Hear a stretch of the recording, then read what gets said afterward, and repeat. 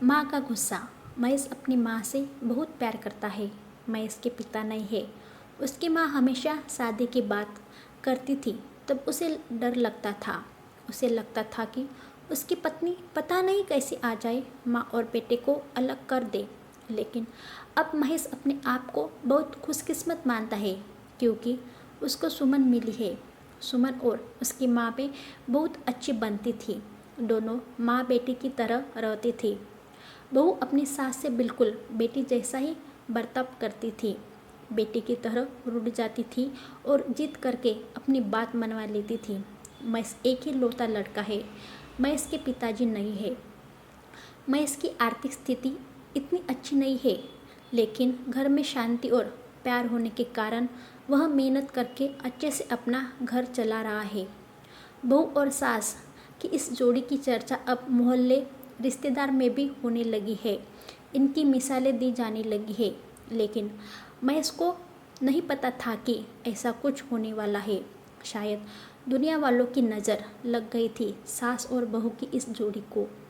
एक शाम अचानक महेश की माँ महेश को जोर से चिल्लाकर कमरे से बाहर बुलाती है।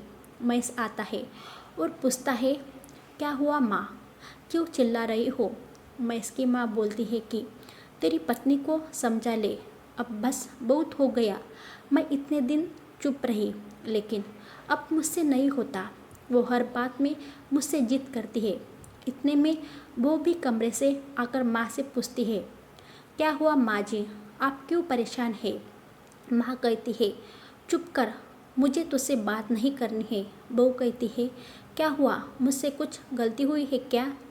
माँ बोलती है कि तू अपना यह नाटक बंद कर और मुझे अब तेरे साथ नहीं रहना है। माँ कहती है, बेटा तू मुझे गांव छोड़ आ। महेश बोलता है, वह कौन है और वहाँ क्या करोगी? माँ कहती है, वहाँ मेरा भाई है और मैं मजदूरी कर लूँगी, लेकिन आप इसके साथ नहीं रहूँगी। अब मुझे बची हुई ज़िंदगी वही गुजारनी है। बहू बोलती है, माँ जी आप कैसी बातें कर रही है? हमारे होते हुए हमसे कुछ गलती हो गई है तो बताए। माँ बोलती है, तू तो मुझसे बात मत कर। तेरी माँ मैं नहीं हूँ, तेरी माँ हो है जिसने तुझे जन्म दिया, पर तुझे कुछ सिखाया नहीं पाई। बहू को थोड़ा बुरा लगता है।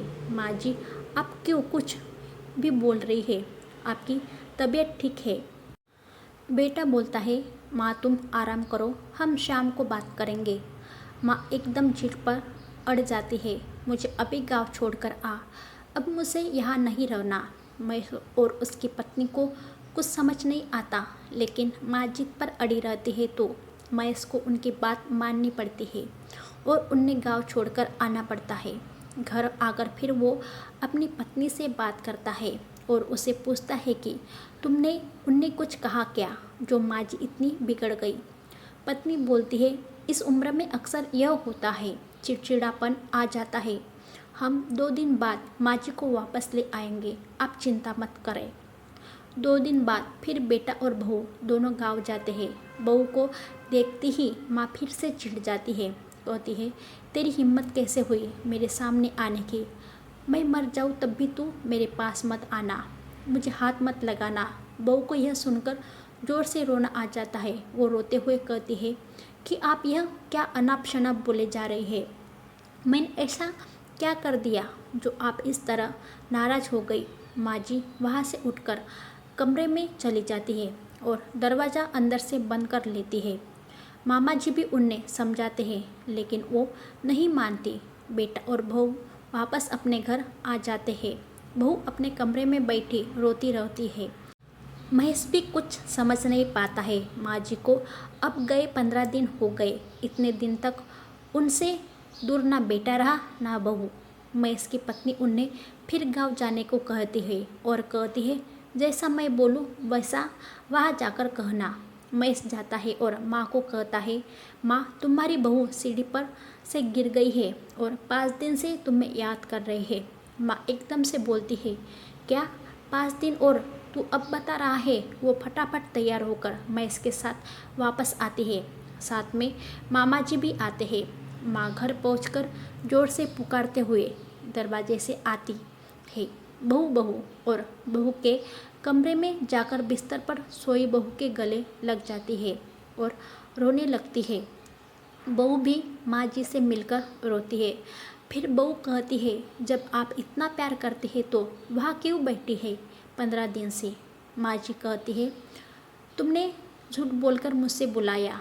हाँ, पर पहले यह बताओ आप ऐसा बर्ताव क्यों कर रही थी। आपको मेरी कसम। माँ जी बहू के फिर गले लगती है और कहती है, बेटा उस दिन जब मैं मंदिर से आई तो मैंने तुम्हारी और मैस की बातें सुन ली।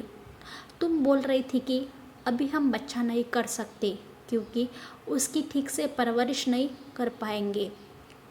मैं तुम दोनों पर बोझ बन गई। मेरी वजह से तुम न जाने कितनी चीज़ों से समझौता कर रहे हो। इसलिए मैंने यह नाटक किया ताकि तुम दोनों यहाँ रहो और अपनी ज़िंदगी और अपने सपने को, अपने बच्चे को इस दुनिया में ला सको। मैं अब कितने दिन रहूँगी। बहू और मैं दोनों भी माँ जी की बातें सुनकर रोने लगे। बहू बोलती है, अगर आप दोबारा ऐसा करेंगी तो हम कभी अपना बच्चा नहीं करेंगे। महेश कहता है, माँ अब तुम भी यही रहोगी और दादी भी बनोगी। हम साथ रहेंगे तो सब अच्छा होगा। फिर माँ जी वही अपने बेटा और बहू के साथ फिर रहने लगे। महेश और सुमन उनका ख्याल रखते हैं। धीरे धीरे महेश के काम में तरक्की हो रही है। अब माँ जी की दादी बनने की तमन्ना भी जल्द ही पूरी हो जाएगी। प्रेम हो तो सब मुश्किलों का हल निकल जाता है।